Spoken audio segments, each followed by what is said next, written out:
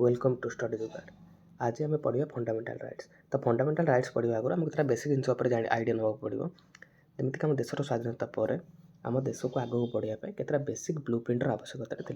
तो से basic blue print कौन ना आम इंडिया कन्स्टिट्यूशन बा भारतर संविधान। तो भारतर संविधान भितर आम 22 पार्ट्स अच्छे। ये 22 पार्ट्स रे थर्ड पार्ट हूँ फंडामेंटाल राइट्स।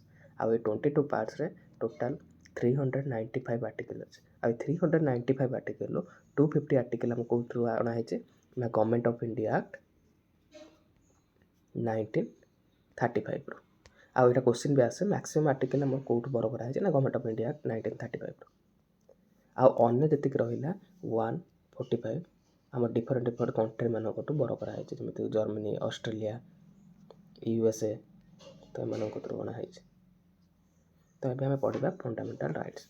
फंडामेंटाल राइट्स कौन ना फंडामेंटाल राइट्स हूँ गोटे बेसिक आउ एसेंशियल फ्रीडम ग्यारंटी जोटा आमर प्रति इंडिविजुअल कंट्री लोक मान दि जाए जहाँ थ्रो आम सब लोक with respect of religion dress sex caste एम सब बेसिस आम समस्त को इक्वाली रखार जो ग्यारंटीटा आम गवर्नमेंट दूसरे से फंडामेंटाल राइट्स थ्रो ही आसूँ। तो ये फंडामेंटाल राइट्स रे आमर ऑल ऑफ टोटल केते भाग अच्छे 6टी अच्छे ए 6टी। फास्ट हूँ right to equality, second right of freedom, third हूँ राइट ऑफ एक्सप्लोटेशन, तापर हूँ right of freedom of religion, next हूँ cultural and educational right, cultural and educational right okay. तापर आस 32 आस सब मुख्य जोटा हूँ कन्स्टिट्यूशन रिमेडी। तो आम आज पढ़ा फंडामेंटाल राइट्स उपर। तो आम बेले बेले क्वेश्चन भी आसे कि राइट टू इक्वालिटी केते आर्टिकल अच्छे, राइट ऑफ फ्रीडम केते आर्टिकल अच्छे कि कल्चरल एजुकेशन राइट अंतर्गत केते आर्टिकल रोचे तो क्वेश्चन आसे। तो आप सर्टकट मन रखिपारे 5 4 2 4 2 1 5टी आर्टिकल गोटे आर्टिकल फास्ट क्लास मझे मझे 4 2 4 2। तो ये कौन माने राइट ऑफ इक्वालिटी 5टी आर्टिकल, राइट ऑफ फ्रीडम 4टी, राइट ऑफ एक्सप्लोरेशन 2टी, राइट ऑफ रिलीजन 4टी, राइट ऑफ एजुकेशन कल्चरल बा एजुकेशनल राइट्स 2टी और लास्ट हूँ कन्स्टिट्यूशनल रिमेडी जोटा 32 आर्टिकल आस ओके। एबे आम जा पढ़ा गोटे गोटे कर पढ़ा फंडामेंटाल राइट्स उपर। ये जो आपको कहले कि राइट ऑफ इक्वालिटी 5टी आर्टिकल आस 1 2 3 4 5, राइट ऑफ फ्रीडम रे आपनकर सेमती 4टी आर्टिकल आस 19 20 21 22 एमती से राइट ऑफ एक्सप्लोटेशन 2टी, right of freedom of religion 4टी। तो ए गोटे 2टी अच्छे कल्चरल एजुकेशन राइट्स रे, राइट ऑफ कन्स्टिट्यूशनल रिमेडी गोटे अच्छे। तो आप इजिली मन रखिपारे केते आर्टिकल अच्छे एग्जाम पचार दूसरे। एबे आम पढ़ा राइट ऑफ फंडामेंटाल राइट्स उपर। प्रथम आर्टिकल हूँ आर्टिकल 12। आउ आपन को मुझे बतईदेवी कि इजिली मन रखिपारे प्रति आर्टिकल को। राइट ऑफ आर्टिकल 12 कौन डेफिनेशन, डेफिनेशन कौन ना डेफिनेशन ऑफ स्टेट। तो स्टेट अंतर्गत कौ मैंने आसुँच कि क्या आम स्टेट बोली कहवा तो तार डेफिनेशन टी अच्छे ये आर्टिकल 12 रे। आर्टिकल 13 आपको कौन law inconsistent with in derogation of fundamental right बा फंडामेंटाल राइट रो बेसिक जो स्ट्रक्चर अच्छे ताको भायोलेट करके आम कौन से एक्ट करें ना। माने जहाँ भी आम आमेंडमेंट आने कि जहाँ भी आम फंडामेंटाल राइट्स चेंज करवा सेटा बेसिक फंडामेंटाल राइट्स जो बेसिक स्ट्रक्चरटा को क्या भायोलेट करें ये कहूँ कौन आर्टिकल 13 में।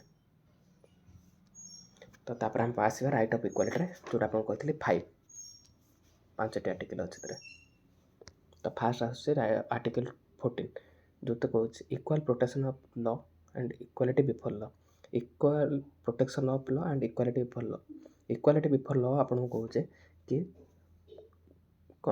समस्त लॉ इक्वाल से जड़े पुअर होता कि रिच होता कि पॉलिटिशियन होता कि जी भी होता। जदि पॉलिटिशियन भी गोटे मर्डर करुँच जहाँ नियम गोटे गरीबटे कले तापाई सेम, गोटे रिच पर्सन कले से समस्त लॉ इक्वाल। तो यहाँ हूँ प्रथम आर्टिकल 14 ये आमको एनश्योर कर इक्वालिटी बिफोर लॉ। आउ गोटे हूँ equal protection of law. Equal protection of law କ'ଣ କହୁଛି କି ସମାନ ଲୋକଙ୍କୁ ସମାନ ଇକ୍ୱାଲିଟିର ଭାବରେ ରଖିବ। ଯେମିତିକି ଗୋଟେ ବର୍ତ୍ତମାନ ଓମେନ୍ମାନଙ୍କୁ ଅଧିକ ପ୍ରୋତ୍ସାହନ ଦିଆହେଉଛି ସେ ଗଭର୍ଣ୍ଣମେଣ୍ଟ ଏକ୍ଜାମ୍ ପାଇଁ ହଉ କିମ୍ବା ଡିଫରେଣ୍ଟ କ୍ଷେତ୍ରରେ। କାହିଁକି ନା ସେମାନେ ଗୋଟେ ମ୍ୟାନ୍ ଆଉ ମ୍ୟାନ୍ ଭିତରେ ଇକ୍ୱାଲ୍ ରହିବ, ସେମିତି ଗୋଟେ ମ୍ୟାନ୍ ଆଉ ଓମେନ୍ କେବେ ଇକ୍ୱାଲ୍ ହେଇପାରିବନି। ତେଣୁ ତାଙ୍କୁ ଅପରଚୁନିଟି ଅଧିକ ଦେବାକୁ ପଡ଼ିବ। ତେଣୁ ସେଇଆ କହୁଛି ଇକ୍ୱାଲ୍ ପ୍ରୋଟେକ୍ସନ୍ ଅଫ୍ ଲ। ତାପରେ ଆମର ଆସୁଛି ଆର୍ଟିକଲ୍ 15 ଯେଉଁଟା ହେଉଛି prohibition of discrimination on the ground of religion, caste, sex, birth of place. ଆପଣ କାହାକୁ ବି ତାହାର ରିଲିଜନ୍, କାଷ୍ଟ, ସେକ୍ସ କିମ୍ବା ବାର୍ଥ ଅଫ୍ ପ୍ଲେସ୍କୁ ନେଇକି ଡିସ୍କ୍ରିମିନେଟ୍ କରିପାରିବେନି। ଯଦି ଡିସ୍କ୍ରିମିନେଟ୍ କରୁଛନ୍ତି ତେଣୁ ଆପଣ ଗଭର୍ଣ୍ଣମେଣ୍ଟ ଆପଣଙ୍କ ସେ ଲୋକଟାର ଫଣ୍ଡାମେଣ୍ଟାଲ୍ ରାଇଟ୍ସକୁ ଆପଣ ଭାୟୋଲେଟ୍ କରୁଛନ୍ତି, ଯାହାକୁ ନେଇକି ସେ ସୁପ୍ରିମକୋର୍ଟର ଦ୍ୱାରସ୍ଥ ବି ହେଇପାରିବେ। ତେଣୁ ଆମେ ଆସିବା ଆର୍ଟିକଲ୍ 16। ଆର୍ଟିକଲ୍ 16 କ'ଣ କହୁଛି ନା equality of opportunity in term of public employment. ତ ପବ୍ଲିକ୍ ଏମ୍ପ୍ଲୟମେଣ୍ଟରେ ସମସ୍ତଙ୍କୁ ଇକ୍ୱାଲ୍ ଅପରଚୁନିଟି ଦିଆଯିବ। ତାପରେ ଆସୁଛି ଆର୍ଟିକଲ୍ 17। ଆର୍ଟିକଲ୍ 17 ଆପଣଙ୍କୁ କହୁଛି abolition of untouchability and prohibition of its practice. କାରଣ କାହାକୁ ଯେଉଁ ଅନଟଚେବିଲିଟି ଆମର ଛୁଆଁଛୁଇଁ ଭେଦଭାବ ଥିଲା, ତ ସେଇ ଜିନିଷଟାକୁ ଆବୋଲିସ୍ କରୁଛି କେଉଁ ଆର୍ଟିକଲ୍ 17। ଆର୍ଟିକଲ୍ 18 କ'ଣ କହୁଛି ନା abolition of title except military and academy. ଆମର ଯେଉଁ ଟାଇଟଲ୍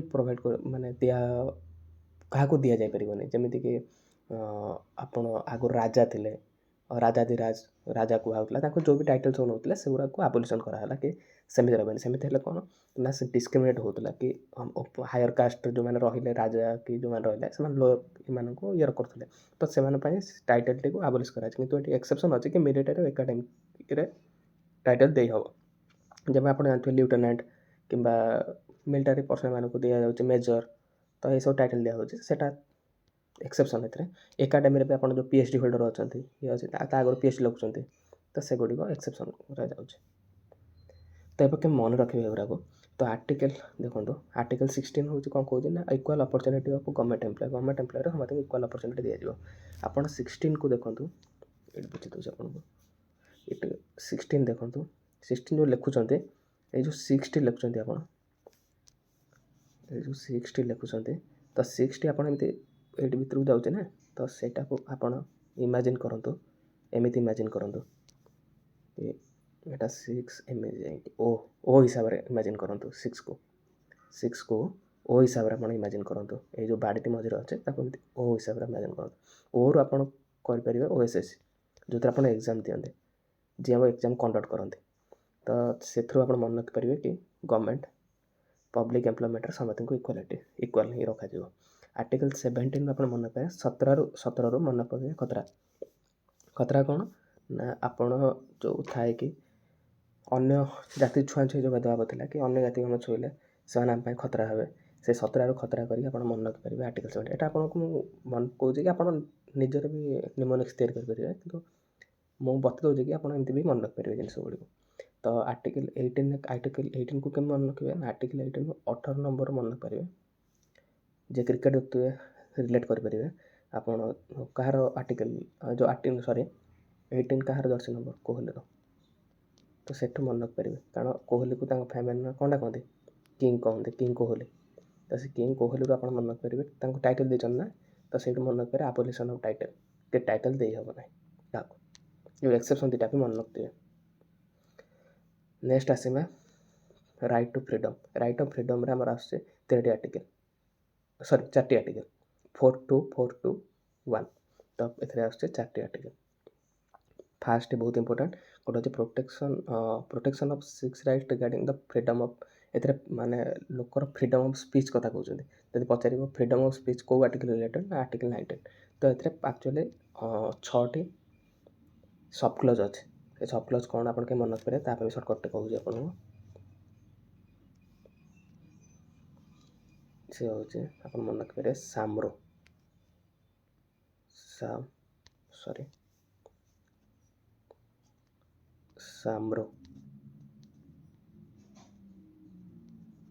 ସାମ୍ରୋରେ କ'ଣ ହେଉଛି ନା ଏସ୍ ହେଉଛି speech, association, assembly, movement, reside, occupation. ତ ସ୍ପିଚ୍ରେ କ'ଣ କହୁଛି ନା ସମସ୍ତଙ୍କର ନିଜର ମତାମତ ରଖିବା ପାଇଁ ଫଣ୍ଡାମେଣ୍ଟାଲ୍ ରାଇଟ୍ ଆପଣଙ୍କୁ ରାଇଟ୍ସ ଦେଉଛି କି ନିଜର ମତାମତ ରଖିପାରିବେ ଆପଣ। ତାପରେ ଆସେମ୍ବଲି କ'ଣ କହୁଛି ନା ଆପଣ ୱିଦିନ୍ ଟେରିଟୋରି ଅଫ୍ ଇଣ୍ଡିଆ ଆପଣ ନିଜର ଆସୋସିଏସନ୍ ତିଆରି କରିପାରିବେ କୌଣସି ବି କାମ ପାଇଁ। 5-10 ଲୋକ ମିଶିକି ଆପଣ ଆଉ ଗୋଟେ ଆସୋସିଏସନ୍ ତିଆରି କରୁଛନ୍ତି, କୋଅପରେଟିଭ୍ ସୋସାଇଟି ତିଆରି କରୁଛନ୍ତି, ଆପଣ ସେଇଟା କରିପାରିବେ।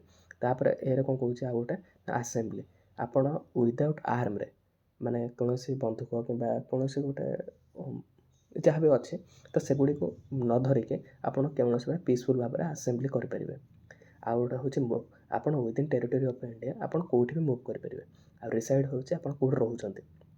ୱିଦିନ୍ ଟେରିଟୋରି ଅଫ୍ ଇଣ୍ଡିଆ ଆପଣ କେଉଁଠି ବି ବସବାସ କରିପାରିବେ। ଓଭର ହେଉଛି ଅକୁପେସନ୍, ଆପଣ କୌଣସି ବି ଅକୁପେସନ୍ ନେଇପାରିବେ ଯେଉଁଟା ଆପଣ ବଞ୍ଚିବା ପାଇଁ ଆପଣ କିଛି ବି ଅକୁପେସନ୍କୁ ନେଇପାରିବେ। ସେଇଟା ଆପଣଙ୍କୁ କିଏ ଦେଉଛି? ଆର୍ଟିକଲ୍ 19 ଆପଣଙ୍କୁ ସେ ଫ୍ରିଡ଼ମ୍ ଦେଉଛି। ନେକ୍ସଟ ଆମେ ପଢ଼ିବା, ଏଇଟା ମନେ ରଖିଥିବେ, ତା ସର୍ଟକଟ୍ ଟିକେ ମନେ ରଖିଥିବେ, ସାମ୍ର।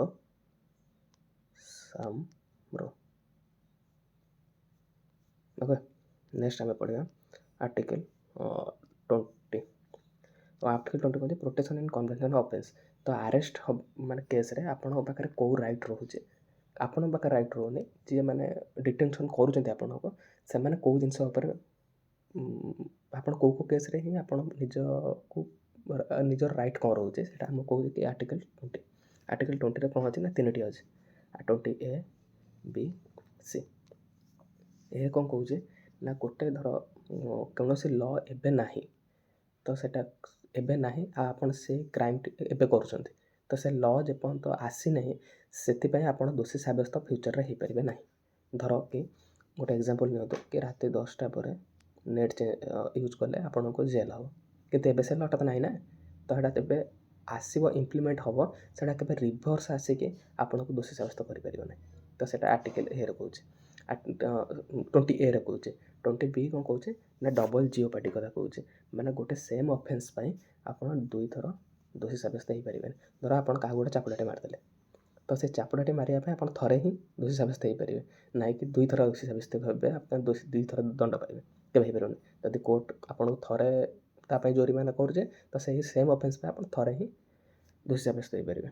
ଆପଣ 3 ନମ୍ବର ଆସୁଛି ମାନେ 20Cରେ ଆପଣଙ୍କୁ କ'ଣ କହୁଛି, 20Cରେ ଆପଣଙ୍କୁ କହୁଛି ନୋ ସେଲ୍ଫ ଇନକ୍ରିମିନେସନ୍, ମାନେ ଆପଣଙ୍କୁ ଆପଣଙ୍କ ବିରୁଦ୍ଧରେ ସାକ୍ଷୀ ଭାବରେ କୋର୍ଟ ଉପସ୍ଥାପନ କରିପାରିବ ନାହିଁ। ଓକେ, ଏଇଟା ହେଉଛି 20ରେ। ତ 20ରେ A, B, C ଆପଣ ମନେ ରଖିଲେ। ଏବେ ଆମେ ଆସୁଛି ପରେ ଏକ୍ଜାମ୍ରେ ଆସୁଛି 20Aରେ କ'ଣ ଆର୍ଟିକଲ୍ ହେଉଛି, 20Bରେ ଆସୁଛି, ଆଗରୁ ଏତେ ଆସୁନଥିଲା, ଏବେ କମ୍ପିଟିସନ୍ ଲେଭେଲ୍ ଯେତେ ବଢ଼ି ଚାଲିଛି ତ ଭିତରେ ସବକ୍ଲୋଜ୍ ଗୁଡ଼ିକ ବି ପଚାରି ଦେଉଛି, ତ ସେଇଟା ପାଇଁ ଧ୍ୟାନ ରଖିଥିବେ। ତାପରେ ଆର୍ଟିକଲ୍ 21 ହେଉଛି କ'ଣ କହୁଛି ନା protection of life and personal liberty. ତ ଏଥିରେ କ'ଣ ହେଉଛି ନା ଆପଣଙ୍କ ସ୍ୱୟଂ ବଞ୍ଚିବା ପାଇଁ ଆପଣ ନିଜ ଲାଇଫ୍କୁ ପ୍ରୋଟେକ୍ସନ୍ କରିପାରିବେ। ତ ଯେମିତିକି ଗୋଟେ ଏଇ ଆର୍ଟିକଲ୍ 21 ଅଣ୍ଡରରେ ଆପଣଙ୍କର ଆସୁଛି ରାଇଟ୍ ଅଫ୍ ପ୍ରିଭେସି ଆସୁଛି, ରାଇଟ୍ ଅଫ୍ ହେଲ୍ଥ ଆସୁଛି, ରାଇଟ୍ ଅଫ୍ କ୍ଲିନ୍ ଏନ୍ଭାରମେଣ୍ଟ। ଆପଣ ଗୋଟେ ଜାଗାରେ ଏନ୍ଭାରମେଣ୍ଟ କ୍ଲିନ୍ ନାହିଁ ତ ଆପଣଙ୍କ ରାଇଟ୍ ହେଉଛି କି ଆପଣ କ'ଣ ଦ୍ୱାରସ୍ଥ ହେଇପାରିବେ କି ଆପଣଙ୍କୁ ଯଦି କେହି ସେମିତି ଏନ୍ଭାରମେଣ୍ଟ ରିଲେଟେଡ଼୍ ଆପଣଙ୍କୁ ହାର୍ମ ପହଞ୍ଚୁଛନ୍ତି ତ ଆପଣ କୋର୍ଟର ଦ୍ୱାରସ୍ଥ ହେଇପାରିବେ। ସେଇଟା କେଉଁଟା ଆସୁଛି ଆର୍ଟିକଲ୍ 21 ଅଣ୍ଡରରେ। ସେଠି ଗୋଟେ କୋଶ୍ଚିନ୍ ଆସେ ବି ବେଳେବେଳେ ପଚାରେ ରାଇଟ୍ ଅଫ୍ ପ୍ରିଭେସି କଥା ପଚାରେ, ଯେଉଁଟାକି ଆମ ଆଧାର କାର୍ଡ଼ ଯେତେବେଳେ ଆସିଥିଲା ସେଠି ଗୁଡ଼ାଏ ଲୋକଙ୍କର ପ୍ରଶ୍ନ ଆସିଥିଲା କି ଆମର ନିଜର ପ୍ରିଭେସିଟା ଏଥିରେ କ୍ଷୁର୍ଣ୍ଣ ହେଉଛି, ତ ସେମାନେ ଏଇଟା କୋର୍ଟକୁ ଯାଇଥିଲେ। ତ ଏଠି ଗୋଟେ କେସ୍ ହେଇଥିଲା ଯେଉଁ ଏକ୍ଜାମ୍ରେ ପଚାରେବି, Puttaswamy versus union of state. Puttaswamy versus union of state, ଏଇଟା ହେଉଛି ରାଇଟ୍ ଅଫ୍ ପ୍ରିଭେସି କେସ୍ରେ ଏ କେସ୍ଟି ହେଇଥିଲା ଆଧାର କାର୍ଡ଼ କେସ୍ରେ। ମନେ ରଖିଥିବ, ଏଇଟା କୋଶ୍ଚିନ୍ ପଚାରିବି। ପୁଟୁସ୍ୱାମୀ ଭର୍ସେସ୍, ବହୁତ ଫେମସ୍ କେସ୍ ଏଇଟା, Puttaswamy versus union of state case. କେଉଁଥିରେ କେଉଁ ଆର୍ଟିକଲ୍ ଅଣ୍ଡର ଆସୁଛି? 21 ଆର୍ଟିକଲ୍ ଅଣ୍ଡର ଆସୁଛି। ଆଉ 21A ଆର୍ଟିକଲ୍ ହେଉଛି ରାଇଟ୍ ଟୁ ଏଲିମେଣ୍ଟାରୀ ଏଜୁକେସନ୍, ମାନେ 14 ବର୍ଷ ପିଲାଙ୍କ ପାଇଁ ଏଜୁକେସନ୍ ମ୍ୟାଣ୍ଡାଟୋରୀ ଯେଉଁ ଜିନିଷଟା 21Aରେ କହୁଛି। ଏଇଟା ବହୁତ ସମୟ ଏକ୍ଜାମ୍ରେ ଆସେ, ଇମ୍ପୋର୍ଟାଣ୍ଟ ଆର୍ଟିକଲ୍ଟା। ତାପରେ ଆସୁଛି ଆର୍ଟିକଲ୍ 22। ଆର୍ଟିକଲ୍ 22 କ'ଣ କହୁଛି ନା protection against arrest and detection in certain cases. ତ ଆପଣ ଯେଉଁ ଆରେଷ୍ଟ ହେଉଛନ୍ତି ଆପଣଙ୍କ ପାଖରେ କେଉଁ ରାଇଟ୍ ରହୁଛି ଆପଣ ନିଜ ପାଇଁ। ତ ସେଥିରେ କ'ଣ ଅଛି ନା ପ୍ରଥମ ହେଉଛି 24 ଆୱାର୍ସରୁ ଅଧିକ ଆପଣଙ୍କୁ କେହି ଡିଟେନ୍ କରି ରଖିପାରିବେନି। ତ 24 ଆୱାର୍ସ କେହି ଅଧିକ ଡିଟେନ୍ କରିପାରିବେ ନାହିଁ। ଆପଣ 22 ଆୱାର୍ସ ଭିତରେ ଆପଣଙ୍କୁ କୋର୍ଟକୁ ଫରୱାର୍ଡ଼ କରିବାକୁ ଯେମିତି ହେଲେ ପଡ଼ିବ ସେ ପୋଲିସ୍ ଅଧିକାରୀମାନଙ୍କୁ। ତ ଆଉ ଗୋଟେ କ'ଣ କହୁଛି ନା ଆପଣ ଯଦି ଆରେଷ୍ଟ ହେଉଛନ୍ତି ଆପଣଙ୍କ ପାଖରେ ସମ୍ପୂର୍ଣ୍ଣ ରାଇଟ୍ ରହୁଛି କି ଆପଣ କ'ଣ ପାଇଁ ଆରେଷ୍ଟ ହେଉଛନ୍ତି ସେଇଟା ଜାଣିବା ପାଇଁ। ବିନା କାରଣରେ ଆପଣ କେହି ଆରେଷ୍ଟ କରିପାରିବେ ନାହିଁ। ତ ଆପଣ ଯଦି ଆରେଷ୍ଟ ହେଉଛନ୍ତି ଆପଣ ଲୟର୍ ସହିତ କନସଲ୍ଟ କରିବା ପାଇଁ ବି ଆପଣଙ୍କୁ ଦିଆଯିବ। ସେଇଟା ବି ଆପଣଙ୍କୁ ଗୋଟେ ପର୍ସନାଲ୍ ରାଇଟ୍। ତ ଏଇଟା 22 ଆର୍ଟିକଲ୍। କିନ୍ତୁ 20 ଆଉ 21 22ରେ ବହୁତ ଛୁଆ କନଫ୍ୟୁଜ୍ ହୁଅନ୍ତି। ଆର୍ଟିକଲ୍ 22 କହୁଛି କି ନିଜର ରାଇଟ୍ କ'ଣ ରହୁଛି ଆପଣ କରିପାରିବେ। ଯେମିତି 24 ଆୱାର୍ସ ଭିତରେ ଆପଣଙ୍କୁ କୋର୍ଟର ଦ୍ୱାରସ୍ଥ କରିବାକୁ ପଡ଼ିବ ତାଙ୍କୁ, କିମ୍ବା ଆପଣ ଜାଣିବାର ଅଧିକାର ରଖନ୍ତି କି ଆପଣ କ'ଣ ପାଇଁ ଆରେଷ୍ଟ ହେଉଛନ୍ତି। ନେକ୍ସଟ ହେଲା ଆପଣ ଲୟର୍କୁ ହାୟର କରିପାରିବେ ଆପଣଙ୍କ କନସଲ୍ଟ ପାଇଁ। ତ ଏଇଟା ରହୁଛି। କିନ୍ତୁ 20ରେ କ'ଣ ହେଉଛି ନା ଡବଲ୍ ଜେପାଡ଼ି, ଆପଣଙ୍କୁ ଡବଲ୍ ଥର ଦୋଷୀ ସାବ୍ୟସ୍ତ କରିହେବ ନାହିଁ ଗୋଟେ ଅଫେନ୍ସ ପାଇଁ, କିମ୍ବା ଆପଣଙ୍କ ପାଖରେ ରହୁଛି କି ରିଭର୍ସ ଯାଇକି ଗୋଟେ ଜିନିଷ ପାଇଁ ଆପଣ ଦଣ୍ଡିତ ହୋଇପାରିବେ ନାହିଁ ଯେପର୍ଯ୍ୟନ୍ତ ସେଇଟା ଲ ସେତେବେଳେ ନଥିବ ଯଦି। ଆଉ ଥାର୍ଡ଼ ହେଉଛି କି ଆପଣଙ୍କୁ ନିଜ ବିରୁଦ୍ଧରେ ଆପଣଙ୍କୁ ୟୁଜ୍ କରାଯାଇପାରିବନି ସାକ୍ଷୀ ହିସାବରେ। ତ ଏଇଟା ଆପଣ ଇମ୍ପୋର୍ଟାଣ୍ଟ ରହୁଛି। ଏଇଟା ଆମର ସରିଲା କ'ଣ, ରାଇଟ୍ ଟୁ ଫ୍ରିଡ଼ମ୍। ଏବେ ଆମେ ଯିବା ରାଇଟ୍ ଏଗନେଷ୍ଟ ଏକ୍ସପ୍ଲୋରେସନ୍ କଥା କ'ଣ କହୁଛି ନା ଆର୍ଟିକଲ୍ 23। ତ ଏଇଟା prohibition of traffic in force labour and human beings, ଯେଉଁଟାରେ ଆମର ଦାଦନ କଥା କୁହନ୍ତୁ କିମ୍ବା ଲୋକକୁ ନେଇକି ବାହାର ଦେଶମାନଙ୍କରେ ତାଙ୍କୁ ଖଟାଯାଉଛି କିମ୍ବା ତାଙ୍କୁ ହ୍ୟୁମାନ୍ ଟ୍ରାଫିକିଂ ହେଉଛି। ତ ସେଟାକୁ ଆବୋଲିସନ୍ କରୁଛି କି ଆର୍ଟିକଲ୍ 23। ଆର୍ଟିକଲ୍ 24 କ'ଣ କହୁଛି ନା prohibition of employment of children in company of factory. 14 ବର୍ଷରୁ କମ୍ ପିଲାଙ୍କୁ ଆମର ପଢ଼ିଲେ 21A କି ପିଲାମାନଙ୍କୁ ବେସିକ୍ ଏଲିମେଣ୍ଟାରୀ ଏଜୁକେସନ୍ ଦିଆଯିବ। ତ ଆର୍ଟିକଲ୍ 24 କହୁଛି ସେଇମାନଙ୍କୁ କୌଣସି କମ୍ପାନୀ ବା ଫ୍ୟାକ୍ଟ୍ରି ମାନଙ୍କରେ ତାଙ୍କୁ ଖଟାଯାଇପାରିବ ନାହିଁ 14 ବର୍ଷର କମ୍ ପିଲାମାନଙ୍କୁ। ତ ସେଇଟା ପ୍ରୋହିବିଟ୍ କରୁଛି କି ଆର୍ଟିକଲ୍ 24। ତ ଏଇଠୁ 24ଟା ମନେ ରଖିପାରିବେ 24ରୁ ମନେ ରଖିପାରିବେ 14। ଏଇଠୁ ଏଇ 2ରୁ 1 ମାଇନସ୍ କଲେ 14 ହେଉଛି। ତ 14 ବର୍ଷ କମ୍ ପିଲାମାନଙ୍କୁ ଖଟାଯାଇପାରିବନି ବୋଲି କୁହ ପ୍ରୋହିବିସନ୍। ପବ୍ଲିକ୍ ଏ ଯେଉଁ ଏମ୍ପ୍ଲୟମେଣ୍ଟରେ କମ୍ପାନୀ ମାନଙ୍କରେ ଫ୍ୟାକ୍ଟ୍ରି ମାନଙ୍କରେ ଯେଉଁ ହାଜାର୍ଡସ୍ ଜାଗାମାନଙ୍କରେ ଚିଲଡ୍ରେନ୍ମାନଙ୍କୁ ଖଟାଯାଇପାରିବନି, ଏଇଟା କହୁଛି 24। ଓକେ, ଏବେ ଆମେ ଯିବା right of to freedom of religion. ଏଇଟା ବହୁତ ଇମ୍ପୋର୍ଟାଣ୍ଟ, କାରଣ ଏଇଟା ସବୁ ଏକା ଟାଇପ୍ର ଲାଗେ, ତ ପିଲା ବି ବୁଝିପାରନ୍ତିନି ଠିକ୍ସେ। ତ ଆପଣ ଟ୍ରାଏ କରୁଛି ମୁଁ ବୁଝିବା ପାଇଁ। Article 25 freedom of conscience or free profession or practice or provision of religion. ତା'ମାନେ କ'ଣ ନା କି ଗୋଟେ ଲୋକର ନିଜର ଅଧିକାର ରହୁଛି, ସେ ନିଜେ କୌଣସି ଧର୍ମ ଉପରେ ବିଲିଭ୍ କରିପାରିବ। ଧର ଜଣେ ହିନ୍ଦୁଇଜିମ୍କୁ ଫଲୋ କଲା, ତ ସେ ନିଜେ ହିଁ ଫଲୋ କରିବେ, ତାକୁ କେହି ମନା କରିପାରିବେ ନାହିଁ। ସିଏ ଯଦି ସେ ମାନୁଛି ଗୋଟେ ଧର୍ମକୁ, ସେ ନିଜେ ସେ ଧର୍ମକୁ ପ୍ରାକ୍ଟିସ୍ କରିପାରିବ, ତାକୁ ପ୍ରୋଗେଟ୍ କରିପାରିବ, ମାନେ ଲୋକମାନଙ୍କ ମଧ୍ୟରେ ତାକୁ ମାନେ ପ୍ରମୋଟ୍ କରିପାରିବ, ଯେମିତି ଶ୍ରୀ ଚୈତନ୍ୟ କରିଥିଲେ ସେ ଜିନିଷଟାକୁ ଆଗକୁ ବଢ଼େଇଥିଲେ ହିନ୍ଦୁଇଜିମ୍କୁ। ତ ସେଇ ଟାଇପ୍ର ଆପଣ ଯଦି କୌଣସି ଧର୍ମ ବିଲିଭ୍ କରୁଛନ୍ତି ତାକୁ ଆପଣ ପ୍ରୋଗେଟ୍ କରିବେ, କିନ୍ତୁ ଫୋର୍ସଫୁଲି ନୁହଁ। ବୁଝିପାରିଛନ୍ତି ତ? ଏଇଟା କହୁଛି ଆର୍ଟିକଲ୍ 25। ଆର୍ଟିକଲ୍ 26 କ'ଣ କହୁଛି ନା freedom of manage religious affair. କେତେକ ମୁଷ୍ଟିମୟ ଲୋକ, ମାନେ କିଛି ଲୋକ ମିଶିକି ଗୋଟେ କୌଣସି ସଂସ୍ଥାଟିକୁ ଗଭର୍ଣ୍ଣମେଣ୍ଟ ମାନେ ରିଲିଜିୟସ୍ ଜିନିଷଟିକୁ ମ୍ୟାନେଜ୍ କରିପାରିବେ। ମାନେ ସେଇଥିରେ କେଉଁଠି ଲ୍ୟାଣ୍ଡ ହେବ, ତାଙ୍କ ଲ୍ୟାଣ୍ଡ ମୁଭେବୁଲ୍ ଲ୍ୟାଣ୍ଡ ଆକ୍ୱିଜିସନ୍ ହେଉ କିମ୍ବା ଯାହା ବେଶୀ ଯେଉଁ ରିଲିଜିୟସ୍ ଆଫେୟାର୍କୁ ଚଳାଇବା ପାଇଁ ଗୋଟେ ମନ୍ଦିରଟେ ହେଲା, ତ ସେ ଯେଉଁ ଲ୍ୟାଣ୍ଡ ଦରକାର ତାକୁ ଆକ୍ୱିଜିସନ୍ କରିବା ହେଉ, ସେ ଲ୍ୟାଣ୍ଡରେ ମନ୍ଦିର ତିଆରି କରିବାଟା ଆରମ୍ଭ କରି ସବୁ ଜିନିଷ ସେମାନେ ସେଇଥିରେ ମ୍ୟାନେଜ୍ କରିପାରିବେ। ତାହେଲେ ଆର୍ଟିକଲ୍ 25 26 ଏକା ଭଳିଆ ଲାଗୁଛି, କିନ୍ତୁ ଏଇଠି ଧ୍ୟାନ ଦେବେ କି 25ରେ ହେଉଛି ଗୋଟେ ସିଙ୍ଗଲ୍ ଲୋକ କଥା କୁହାହେଉଛି କି ତା'ର କ'ଣ ରାଇଟ୍ ରହୁଛି, ଯେ କୌଣସି ଜିନିଷକୁ ନିଜେ ବିଲିଭ୍ କରିପାରିବ, ତାକୁ ପ୍ରାକ୍ଟିସ୍ କରିପାରିବ, ପ୍ରମୋଟ୍ କରିପାରିବ, ପ୍ରୋଗେଟ୍ କରିପାରିବ। ତ ଏ ଜିନିଷଟା ମାନେ ଜଣେ ଲୋକଙ୍କ କଥା କୁହାହେଉଛି। କିନ୍ତୁ 26ରେ ଗୋଟେ ଗୋଷ୍ଠୀର ଲୋକଙ୍କ ପାଇଁ କଥା କୁହାହେଉଛି, ଯେଉଁମାନେ ଗୋଟେ ରିଲିଜିୟସ୍ ମ୍ୟାନେଜ୍ କରିପାରିବେ ରିଲିଜିୟସ୍ ଆଫେୟାର୍କୁ। ବୁଝିପାରିଲେ? ଓକେ, ଏବେ ଯିବା 27କୁ। Freedom for payment of taxes or promotion of any religion or religious affair. ତେଣୁ କୌଣସି ଗୋଟେ ରିଲିଜିୟସ୍ ଆଫେୟାର୍କୁ ଆଗକୁ ବଢ଼ିବା ପାଇଁ କିମ୍ବା ରିଲିଜିୟନ୍କୁ ପ୍ରମୋଟ୍ କରିବା ପାଇଁ ଆପଣ କାହାଠୁ ଟ୍ୟାକ୍ସ ନେଇପାରିବେନି। ଯେମିତି ଆଗରୁ ଲାଗୁଥିଲା ମୁଗଲ ସମୟରେ ଜଜିଆ ଟ୍ୟାକ୍ସ ଲାଗୁଥିଲା ପର୍ଟିକୁଲାର ଗୋଟେ ରିଲିଜିୟସ୍ ଲୋକଙ୍କ ଉପରେ, ସେମିତି ଆପଣ କରିପାରିବେନି। ଆପଣ ସ୍ୱ ଇଚ୍ଛାରେ ଯଦି କୌଣସି ରିଲିଜନ୍ ପାଇଁ କିଛି ଡୋନେଟ୍ କରିବାକୁ, ସେଇଟା ଫିସ୍ ଆକାରରେ ଆପଣ ଦେଇପାରିବେ, କିନ୍ତୁ ଆପଣ ଗଭର୍ଣ୍ଣମେଣ୍ଟ ତାଠୁ ଟ୍ୟାକ୍ସ ଲଗାଇପାରିବ ନାହିଁ। ଓକେ, ଏଟାର ଫ୍ରିଡ଼ମ୍ କେଉଁଠି ଦେଉଛି ଆପଣଙ୍କୁ ନା 27। ତ 28 କ'ଣ କହୁଛି ନା freedom of attend religious instruction or worship in certain education institution cultural education right. ତ ଇଏ କହୁଛି କି ଆପଣ ଆପଣଙ୍କୁ କେହି ହଁ ସରି ଷ୍ଟେଟ୍ ଫଣ୍ଡେଡ଼୍ ମାନେ ଯେଉଁ ଇନଷ୍ଟିଟ୍ୟୁସନ୍ ମାନେ ରହିଲା ସ୍କୁଲ୍ ହେଲା ଇଏ ହେଲା ସେଠି କେହି ବି ପ୍ରମୋଟ୍ କରିପାରିବେନି ରିଲିଜିୟସ୍ ଯେଉଁ ଜିନିଷ ରହିଲା ସେଗୁଡ଼ିକୁ ପ୍ରମୋଟ୍ କରିପାରିବେ ନାହିଁ ଯେଉଁ ଷ୍ଟେଟ୍ ଫଣ୍ଡେଡ଼୍। କିନ୍ତୁ ପ୍ରାଇଭେଟ୍ ଇନଷ୍ଟିଟ୍ୟୁସନ୍ ମାନଙ୍କରେ ସେମାନେ କରିପାରିବେ କିନ୍ତୁ with consent of parents. Okay, ତ ଇଏ ଆମକୁ କେଉଁ ଆର୍ଟିକଲ୍ କହୁଛି ନା 28। ଏବେ ଆମେ ଯିବା 29 ଯେଉଁଟା କାହା ଅଣ୍ଡରରେ ଆସୁଛି ନା କଲଚର୍ ଆଣ୍ଡ ଏଜୁକେସନ୍ ରାଇଟ୍ ଉପରେ। 29 କ'ଣ କହୁଛି ନା protection of language script and cultural minority. ତ ମାନେ ମାଇନରିଟି ମାନଙ୍କର ଇଣ୍ଟରେଷ୍ଟକୁ ପ୍ରୋଟେକ୍ଟ କରିବା ପାଇଁ 29 କହୁଛି ମାଇନରିଟି ମାନଙ୍କର ଲାଙ୍ଗୁଏଜ୍ ସ୍କ୍ରିପ୍ଟ କିମ୍ବା ତାଙ୍କର ଯାହା ବି କଲଚରାଲ୍ ଜିନିଷ ରହିଲା ତାକୁ ଆମକୁ ପ୍ରୋଟେକ୍ଟ କରିବାକୁ ପଡ଼ିବ। ତାପରେ ଆସିଲା 30 article 30 right to minority to establish and administer educational institution. ତ ସେମାନଙ୍କର ମାଇନରିଟି ମାନଙ୍କର ରାଇଟ୍ ରହୁଛି କି ସେମାନେ ନିଜର ଏଜୁକେସନ୍ ଇନଷ୍ଟିଟ୍ୟୁସନ୍କୁ ସେମାନେ ଏଷ୍ଟାବ୍ଲିଶ୍ କରିପାରିବେ, ତାକୁ ଆଡ଼ମିନିଷ୍ଟ୍ର କରିପାରିବେ। ଆପଣ ଏଇଠି ଯେଉଁ ପଢ଼େଇଲେ ଆପଣଙ୍କୁ 28 କଥା କି କୌଣସି ଗଭର୍ଣ୍ଣମେଣ୍ଟ ଷ୍ଟେଟ୍ ଫଣ୍ଡେଡ଼୍ ଜିନିଷରେ ପ୍ରମୋଟ୍ କରିହେବନି religious instruction without consent of parents ମାନଙ୍କୁ କୁହାହେଲା। କିନ୍ତୁ ଗୋଟେ ଅଛି କି ଆପଣ ଧର ସଟନ୍ ଗୋଟେ ପର୍ଟିକୁଲାର କମ୍ୟୁନିଟି ଯେମିତି ମାଦ୍ରାସା ଖୋଲାଯାଏ ମୁସଲିମ୍ ମାନଙ୍କର, ତ ସେମାନେ ତାଙ୍କ ଆଡ଼େ ରିଲିଜିୟସ୍ ଇନଷ୍ଟ୍ରକ୍ସନ୍ ଦେଇପାରିବେ। ତ ସେଇଟା ମାନେ କେବଳ ଗୋଟିଏ ରିଲିଜିୟସ୍ ପିପୁଲ୍ ମାନେ ସେଠି ଯେହେତୁ ସେଠି ପଢ଼ୁଛନ୍ତି ତ ସେଠି ହେଇପାରିବ, କିନ୍ତୁ ଯେଉଁଠି ସମସ୍ତେ ପଢ଼ୁଛନ୍ତି ଯେଉଁଠି ଷ୍ଟେଟ୍ ଫଣ୍ଡେଡ଼୍ ଜାଗାରେ ସେଠି ହେଇପାରିବ ନାହିଁ। ସେଠି ମନେ ରଖିଥିବେ। ତାର ମୋଷ୍ଟ ଇମ୍ପୋର୍ଟାଣ୍ଟ ଆର୍ଟିକଲ୍ ଆସୁଛି right to constitution remedy. Remedy କ'ଣ ନା ଏଠାରେ ଆମର କ'ଣ ହେଉଛି ନା ଏଟାକୁ କୁହାଯାଏ heart and soul of Indian constitution. Okay, କାହିଁକି ଏଟା କିଏ କହିଥିଲେ ନା ଆମ୍ବେଦକର କହିଥିଲେ, B.R. ଆମ୍ବେଦକର କହିଥିଲେ। ଏଟା ହେଉଛି ହାର୍ଟ ଆଣ୍ଡ ସୋଲ୍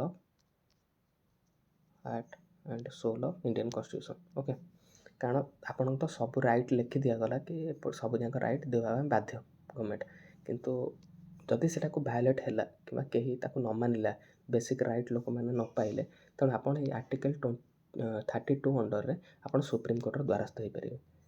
କାରଣ ଏତେ ସବୁ ନିୟମର ଭ୍ୟାଲ୍ୟୁ କ'ଣ ଯଦି ତାକୁ ପ୍ରୋଟେକ୍ଟ କରିବାରେ ଗୋଟେ ନିୟମ କିଛି ନାହିଁ। ଓକେ, ତେଣୁ ଏଇଟାକୁ କୁହାଯାଏ କି heart and soul of Indian constitution ବା କନଷ୍ଟିଟ୍ୟୁସନ୍ ରେମେଡ଼ି। ଏଥିରେ ଆମର ଆର୍ଟିକଲ୍ 32 ଅଣ୍ଡରରେ ଆପଣ ଯାଇପାରିବେ ସୁପ୍ରିମକୋର୍ଟକୁ। ଏଇଟା ମନେ ରଖିଥାନ୍ତୁ 226 ଆର୍ଟିକଲ୍ ଅଣ୍ଡରରେ ଆପଣ ଯାଇପାରିବେ କେଉଁଠି ହାଇକୋର୍ଟର ଦ୍ୱାରସ୍ଥ ହୋଇପାରିବେ। ତା ଅଣ୍ଡରରେ ବି 4ଟି ଆସୁଛି ରିଟ୍ସ ଯେଉଁଟା ଆମର ସୁପ୍ରିମକୋର୍ଟ ଜାରି କରିପାରିବ। ଗୋଟେ ହେଉଛି ହିବିସ୍ କର୍ପସ୍, ଗୋଟେ ହେଉଛି ମ୍ୟାଣ୍ଡାମସ୍, ଗୋଟେ ପ୍ରୋହିବିସନ୍, ଗୋଟେ ସେଚୁରୀ, ଆଉ ଗୋଟେ ହେଉଛି କ୍ୟୁଆରେଣ୍ଟୋ। ଆକୁ ଗୋଟେ ମୁଁ ଡିଫରେଣ୍ଟ ଗୋଟେ ଆଉ ଗୋଟେ ଭିଡ଼ିଓ କରିକି ପକାଇଦେବି ଆ ବିଷୟରେ, କାରଣ ବହୁତ ଲମ୍ବା ହେଇଯିବ ଭିଡ଼ିଓଟି, କ'ଣ ସବୁ ବୁଝିବାକୁ ଗଲେ ତ ଆପଣଙ୍କୁ ଆଗକୁ ଜଣାଇଦେବେ। ତାପରେ ଆଉ ରହୁଛି 3ଟି ଆର୍ଟିକଲ୍।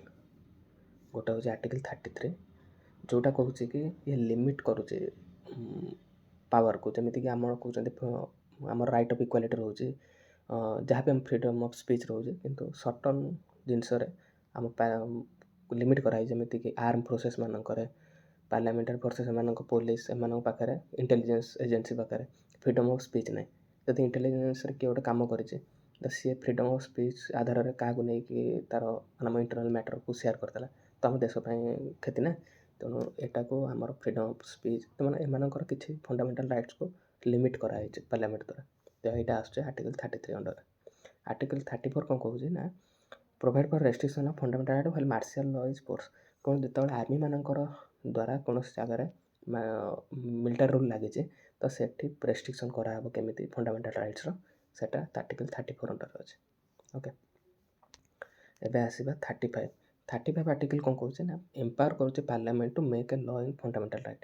ଇଏ କ'ଣ କରୁଛି ନା ଫଣ୍ଡାମେଣ୍ଟାଲ୍ ରାଇଟ୍ ଉପରେ, ସର୍ଟନ୍ ଫଣ୍ଡାମେଣ୍ଟାଲ୍ ରାଇଟ୍ସ ଉପରେ ପାର୍ଲାମେଣ୍ଟର ହିଁ କେବଳ ପାୱାର ଅଛି କି କିଛି ଚେଞ୍ଜ କରିପାରିବ, କିମ୍ବା ଯଦି ଫଣ୍ଡାମେଣ୍ଟାଲ୍ ରାଇଟ୍କୁ ଏବେ ଭାୟୋଲେଟ୍ କଲେ ଆମର ଯାହା ବି ଦଣ୍ଡ ବିଧାନ ହେଉଛି ତ ସେ ଦଣ୍ଡ ବିଧାନକୁ କିମ୍ବା ବଢ଼ାଇବା ପାଇଁ ପଡ଼ିବ କିମ୍ବା କମାଇବାକୁ ପଡ଼ିବ, ତ ସେଟାକୁ କେବଳ ପାର୍ଲାମେଣ୍ଟ ହିଁ ତାକୁ ପାସ୍ କରିପାରିବ। ଏଇଟା ହେଉଛି 35 ଆର୍ଟିକଲ୍ କହୁଛି। ଓକେ, ଏବେ ଏତିକି ରହିଲା ଆମ total fundamental right. Fundamental right କେତେ ପଢ଼ିଲେ ନା 12ରୁ 35 ଭିତରେ। ଗୋଟେ ସର୍ଟ ରିଭିଜନ୍ କରିଦେଉଛି କି ଆପଣଙ୍କର ଯେଉଁ ଆସେ ରାଇଟ୍ ଅଫ୍ ଫ୍ରିଡ଼ମ୍ରେ କେତେଟି ଆର୍ଟିକଲ୍ ଅଛି ଆପଣ ପଢ଼ିଲେ ଯେଉଁ 4ଟି, ଆଉ right of cultural education right କେତୋଟି ଅଛି ଦୁଇଟି ଆପଣ କେମିତି ଜାଣିଛନ୍ତି ନା ଆପଣ ଯେଉଁ କହିଲେ 5 4 2 4 2 1 ଇଏ ହେଉଛି 5 ହେଉଛି right to equality, right to freedom, right of exploitation, right of religion, cultural and education right, constitutional remedy. ଆପଣ ଏଇଟା ମନେ ରଖିପାରିବେ। ଆଉ ଇମ୍ପୋର୍ଟାଣ୍ଟ ଆର୍ଟିକଲ୍ ଭିତରେ ରହିଲା ଗୋଟେ ହେଉଛି 19 ଆପଣ ଯେଉଁଟା କହିଥିଲେ 19 ତା ଅଣ୍ଡରରେ 6ଟି ଆସୁଛି 19 A B C D E F ସାମ୍ରରେ ମନେ ରଖିଥିଲି S A M R O ତ ମନେ speech assembly association movement reside occupation ଏଇଟା ମନେ ରଖିପାରିବେ। ଆଉ ଗୋଟେ ଆଙ୍କ ଭିତରେ ଇମ୍ପୋର୍ଟାଣ୍ଟ ହେଉଛି 14 equality for law, equality before law ବିଷୟରେ ବୁଝେଇଥିଲେ, ଆଉ ଗୋଟେ ଇକ୍ୱାଲ୍ ଲ ବିଷୟରେ ବୁଝେଇଥିଲେ ତ ସେଇଟା ବି ଗୋଟେ ଇମ୍ପୋର୍ଟାଣ୍ଟ ରହୁଛି। 18 ରହୁଛି ଆବୋଲିସନ୍ ଅଫ୍ ଟାଇଟଲ୍ ଯେଉଁଟା ଆପଣ କହିଥିଲେ ବିରାଟ କୋହଲି କଥା କହିକି, ଆଉ 16 ହେଉଛି କ'ଣ ଯେଉଁଟା ଆପଣ କହିଥିଲେ ସେ 6କୁ 0 ହିସାବରେ ମନେ ରଖିବେ ତ OSSରୁ ମନେ ରଖିପାରିବେ କି ଇକ୍ୱାଲ୍ ଅପରଚ୍ୟୁନିଟି ଗଭର୍ଣ୍ଣମେଣ୍ଟର ଦେବା ଦରକାର ଆପଣଙ୍କୁ। ଆପଣ କିଛି ବି ନିମ୍ନଲିଖିତ ବନେଇପାରିବେ ଆପଣଙ୍କୁ ଇଜି ଯେଉଁଟା ହେବ କହିଦେଉଛି ଏବେ। ତ 23 ବହୁତ ସମୟରେ ଆସେ ଯେଉଁ ହ୍ୟୁମାନ୍ ଟ୍ରାଫିକିଂ ଉପରେ ହେଲା, ତ ଆପଣ ସେଠୁ ମନେ ରଖିପାରିବେ। ଆଉ 25 26 27 ସବୁ ବୁଝିଲେ। 25ଟା ହେଉଛି ନିଜର ପ୍ରମୋଟ୍ କରିବା ମାନେ ନିଜେ ହିଁ ପ୍ରମୋଟ୍ କରିପାରିବ କିମ୍ବା କୌଣସି ଧର୍ମ ଉପରେ ବିଶ୍ୱାସ କରିପାରିବ, କିନ୍ତୁ 26 କହୁଛି ଗୋଟେ ମୁଷ୍ଟିମୟ ଲୋକଙ୍କର ଗୋଟେ ରିଲିଜିୟସ୍ ମ୍ୟାନେଜ୍ କରିବା କେମିତି ତାକୁ ଚଲେଇବାର ଜିନିଷ ଏଟା ଫ୍ରିଡ଼ମ୍ ଦେଉଛି ଯେଉଁ 26। ତ ସବୁ ପଢ଼ିଲେ କିନ୍ତୁ ଆପଣ ନୋଟିସ୍ କରିଥିବେ 30 ପରେ ଆମେ ଡାଇରେକ୍ଟ 32 ପଢ଼ିଥିଲେ, 31 ନଥିଲା ଏଠି କାରଣ 31କୁ ଓମିଟ୍ କରିଦିଆଯାଇଛି, ସେଟାକୁ ଏବେ ନିଆଯାଇଛି 300 Aରେ। ଏଠି ଆମର ଥିଲା ଆଗରୁ ପ୍ରପର୍ଟି ଓନ୍ କରିବାର ରାଇଟ୍ ଯେଉଁଟାକି ଫଣ୍ଡାମେଣ୍ଟାଲ୍ ରାଇଟ୍ସ ଅଣ୍ଡର ଥିଲା, ଏବେ ସେଇଟା ଫଣ୍ଡାମେଣ୍ଟାଲ୍ ରାଇଟ୍ସରେ ନାହିଁ, ଏଟାକୁ ଆମେ ପାସ୍ କରିଦିଆଯାଇଛି କେଉଁଥିରେ ଲିଗାଲ୍ ରାଇଟ୍ସ ଉପରେ। ତାପରେ ଆମେ ଲ୍ୟାଣ୍ଡ ଯେଉଁ ଆକ୍ୱିଜିସନ୍ଟା ଏଟା ଆମର ଆସୁଛି କେଉଁଥିରେ ଲିଗାଲ୍ ରାଇଟ୍ସରେ ଆପଣ ଆସୁଛି। ଆଉ ମୋଷ୍ଟ ଇମ୍ପୋର୍ଟାଣ୍ଟ ଆପଣ ପଢ଼ିଲେ 32 ଯେଉଁଟାକୁ heart and soul of Indian constitution କୁହାଯାଏ। ତ ଇଏ ଆମର ଆଜି ଥିଲା ଫଣ୍ଡାମେଣ୍ଟାଲ୍ ରାଇଟ୍ସ। ତ ହୋପ୍ କରିକି ଆପଣ ବୁଝିପାରିଥିବେ, ଯଦି ନ ବୁଝିପାରିଥିବେ ମୋତେ କମେଣ୍ଟ ସେକ୍ସନ୍ରେ ଜଣେଇବେ। ଆଉ ମୁଁ ଏମିତି ଡିଫରେଣ୍ଟ ଭିଡ଼ିଓ ଆଗକୁ ନେଇକି ଆସିବି, ତ ଆପଣ ସବସ୍କ୍ରାଇବ୍ ଲାଇକ୍ ଆଣ୍ଡ ସେୟାର କରନ୍ତୁ। ଆଉ ଆପଣ ଆର ଯଦି PDF ଚାହୁଁଛନ୍ତି ମୋତେ କମେଣ୍ଟ ବକ୍ସରେ ଜଣାଇପାରିବେ। ରହିଲି, ଥ୍ୟାଙ୍କ ୟୁ।